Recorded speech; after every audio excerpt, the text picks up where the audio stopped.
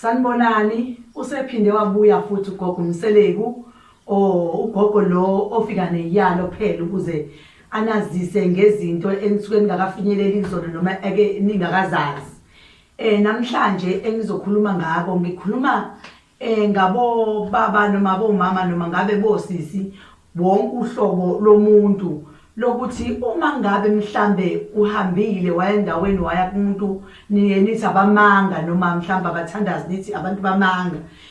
waya-ke kulowo muntu wamanga-ke lo wafike wakutshela ukuthi mhlasimbe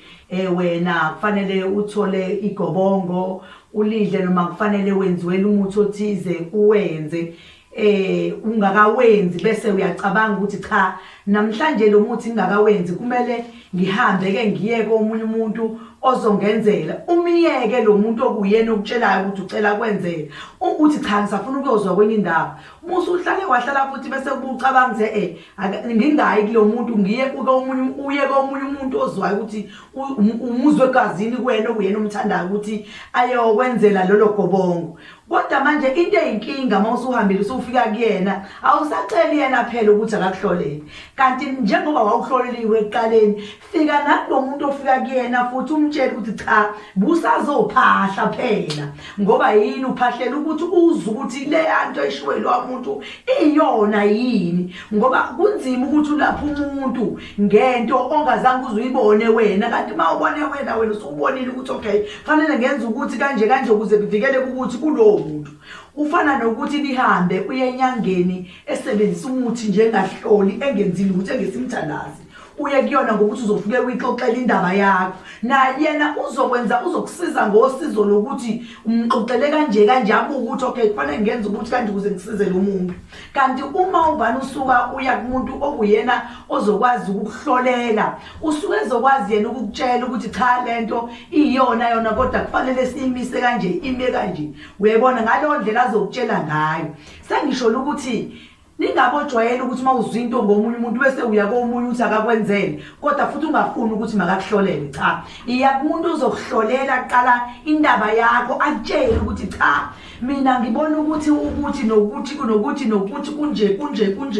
kunje kufanele kwenziwe lelo gobongo uma ukuthi nakuyena kusavela fanele lenziwe leli gobongo kanje inkambe engalo ngoba ukuthi usuke wena sunolwazi suyotshela lo muntu kufanele lo muntu kumcobe yena ngoba usuke ngahlolanga naye ufisa ukuthi engathi bengahlola ukuze ayibone lento ukuthi injengoba ishiwo yini uyayibona nawe lento ukuthi kuthiwe enza into ongazange wena uyibone ukuthi kunzima kanjani esengathi mina ngingahlolela mina kuqala kuyimande ngizokwazi ukwenzela into thina ke asisebenzisi nazi into eziningi uma ukuthi sisuke sizokuhlolela mhlambe indaba yakho noma sizokubonela lokho ngoba thina sisebenzisa ukuthandazi kakhulu kodwa kuye kube nokuthi ke sekunenkinga enjani ke mhlamba umuntu ke udinga imithi iqobulayo bese sikwenzela ngalo ndlela ofisa ngakho kodwa thina nje sisebenzisa ukuthandaza sisebenzisa amachibi kakhulu ekubona esisiza ngawo abantu thina abantu ababathandazi siye sithi noma sikuhlolela sithi woza namakhandlela amabili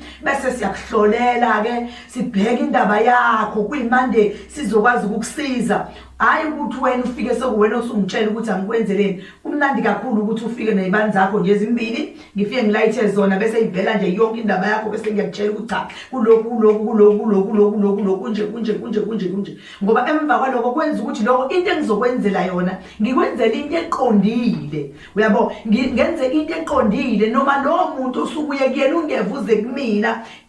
akwenzela into eqondile ngoba uthe ufuna qala kuphahlela eqala ungesikhathi sephahlela kusezobona nathi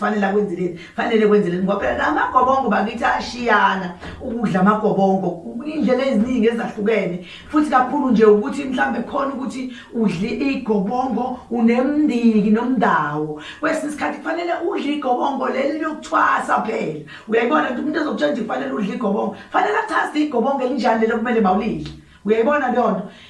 ukuze sikwazi ukuthi izinto zethu zonke zihambe kahle kufanele ukuthi njalo masizoqala ukuthi sifuna ukwenza into esiyibonelwe omunye sesifuna ukuyokwenza komunye kodwa sicela ukuthi asiphahlele ngoba sifuna ukuthi naye abone ukuthi lento eshiwe lo muntu iyona yini noma iyahambisana yini, ngoba ngalesikhathi mina uthi angikwenzele ngizokwenzela mhlambe exactly ngaqondani nento eyayibonwe lo muntu, ngoba kuyenzeka abantu ababona abangaboni into efanayo. Ngibone mina into yangolunye usuku noma uyabona into yangolunye usuku. Uyayibona into enjengaleyo nto, leyo nto nje inkinga. Kufanele ukuthi siyenze ngendlela ekuyiyona uma sizoyenza, futhi uma sineyinkinga kuphuma sigweme ukuthi singasebenzisi imali zethu zilahleke, sibuye siphinde sisebenzise imali zethu zilahleke, ngoba ngalesikhathi sekwenzekile usuye wena wayomtshela omunye umuntu uba nenkani athi hayi ngenzele ngale ndlela engezwa ngayo, uyabo, kuze kuphoqa ukuthi kufanele umenzele ngendlela ezwa ngayo, kanti mhlawumbe yayingekho right, uyabo, yayingekho right, kanti wena buzomenzela ngendlela nawe uzobona ngayo. Kulungile cha ngeze ukuzwa, kodwa-ke bengicela ukuthi nawe ungiphahlele ukuze